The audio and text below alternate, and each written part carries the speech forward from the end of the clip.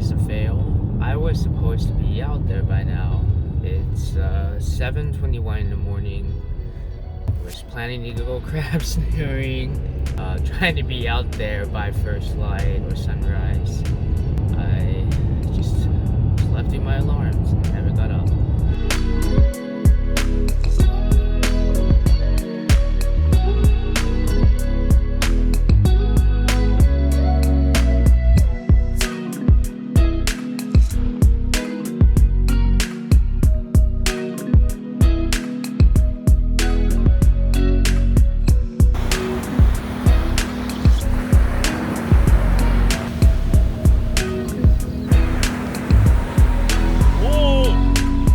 That's it. That's the one. I see it in the bend. I see it. So as you saw from the intro, this was a pretty rough start to the morning. I woke up late. I got there a little later than I wanted to.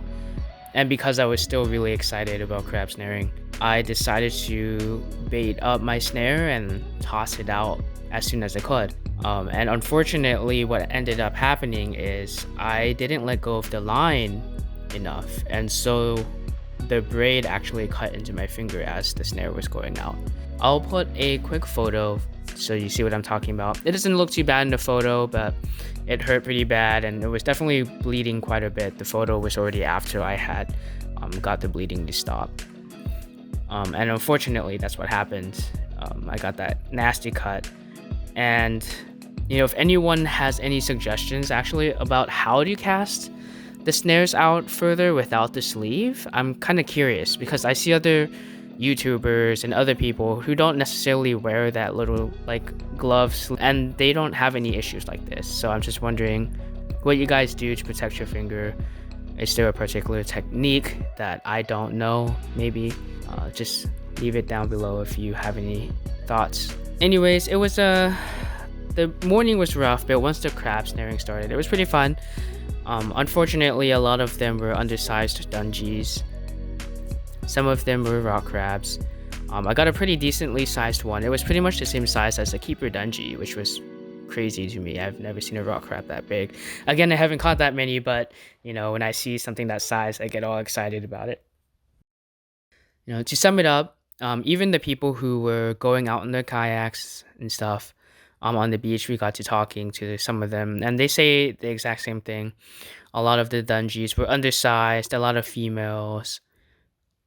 No one really got many keeper dungies at all, especially since it's a little late in the season.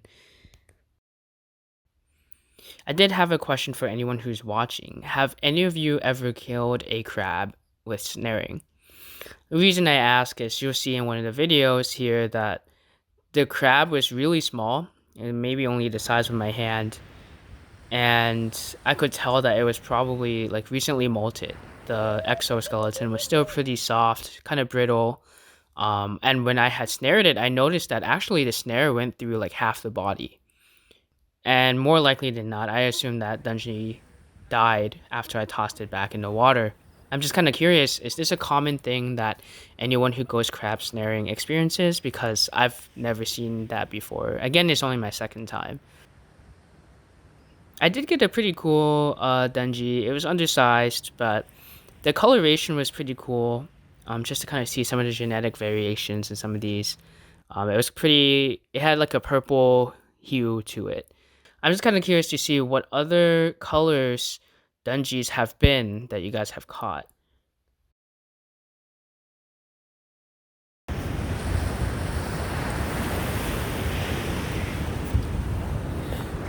Number 2, the other one was too small.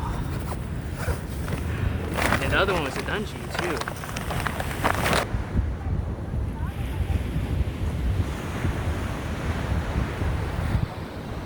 Close. Dude, you're literally 100% with that rod. After I cut my finger, I ended up putting the sleeve protector on my middle finger, and I had to learn how to cast with my middle finger. Not too difficult, but it's just a little bit odd, especially when you're casting a 12-foot rod. What a day. Oh, it was a rough morning today. It started off. I had trouble staying asleep, so I only got a few hours of sleep. Overslept, missed my 2 alarms. I woke up, it was 7 o'clock. I was actually hoping to be out there with my friend by then, crab snaring. But we ended up getting out there probably around 9:30. Because this was later in the season, there are definitely not as many keepers as there probably would be. There were a lot of small ones, a lot of dungeons that were just undersized. I ended up not catching any keeper dungeons myself. I caught a pretty big raw crab. It's probably the biggest one so far.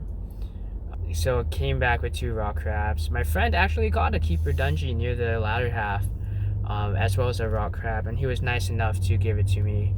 It's really unfortunate that I injured my finger because actually this weekend we're fishing out on Clear Lake. Gonna do some bass fishing, hopefully some crappie. Hopefully we get some fish at Clear Lake. I heard that there was a tournament this last week, so hopefully it didn't mess with all the fishing. Hopefully Clear Lake goes well. Hopefully I get some good footage. Until then, thanks.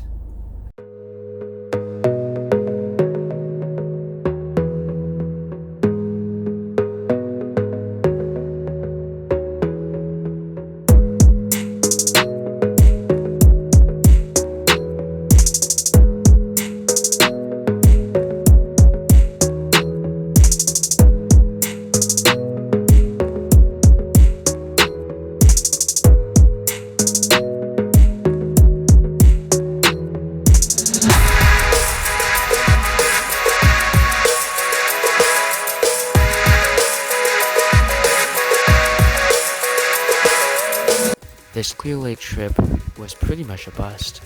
We were out there for almost 3 full days. We didn't get a single bite, no matter what we used. I tried everything from sinkos to crankbaits and jerkbaits, and nothing worked. I didn't get a single bite while I was out there in terms of bass fishing.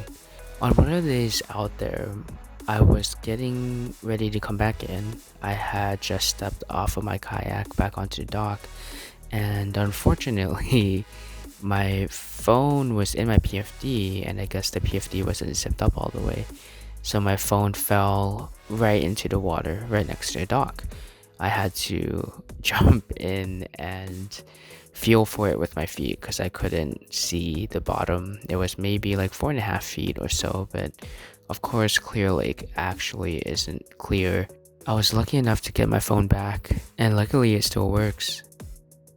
The trip was actually saved on our last full day. We had not caught anything, and we decided to drive up north of the lake and fish from the bank and see if we could get any crappie. And we luckily did. We got a few. So luckily the whole trip wasn't a skunk, but unfortunately we didn't catch anything while we were on our kayaks.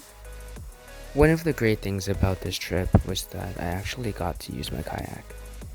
This was the first time I ever took the kayak out, and it was great to just get around, be on the water, clear my mind, get some exercise in, and of course do a little bit of fishing. These were all the reasons why I invested in a kayak to begin with. I didn't need a kayak, but I thought it was a great idea for mental health and for physical health. It was a struggle at times while we were out there because the wind definitely picked up. There were definitely upwards of closer to 15 or maybe even 20 mile per hour gusts. So for some of the days, we actually had to spend part of it in the canals in the more sheltered areas from the wind. There were definitely some fish around, not a lot. We saw a few starting to bed. Unfortunately, they saw us, and these bass aren't quite dumb enough to bite the lures you put in front of them if they can see you.